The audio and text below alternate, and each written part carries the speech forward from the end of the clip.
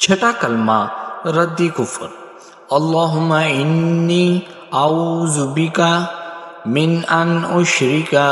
بک شیئا وانا اعلم به واستغفرک لما لا اعلم به تبت عنہ وتبرأت من الکفر والشرک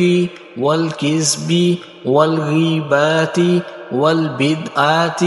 والنمیمات والفواحش والبہتان والمعاصی كلها وأسلمت وأقول لا إله إلا الله محمد رسول اللہ۔ ترجمہ: اے اللہ، میں تیری پناہ مانگتا ہوں اس بات سے کہ میں کسی شے کو تیرا شریک بناؤں، جان بوجھ کر، اور بخشش مانگتا ہوں تجھ سے اس شرک کی جس کو میں نہیں جانتا، اور میں نے اس سے توبہ کی اور بیزار ہوا،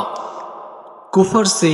اور شرک سے اور جھوٹ سے اور غیبت سے اور چغلی سے اور بے حیائیوں سے اور بہتان سے اور تمام گناہوں سے، اور میں اسلام لایا، اور میں کہتا ہوں کہ اللہ کے سوا کوئی عبادت کے لائق نہیں، محمد صلی اللہ علیہ وسلم اللہ کے رسول ہیں۔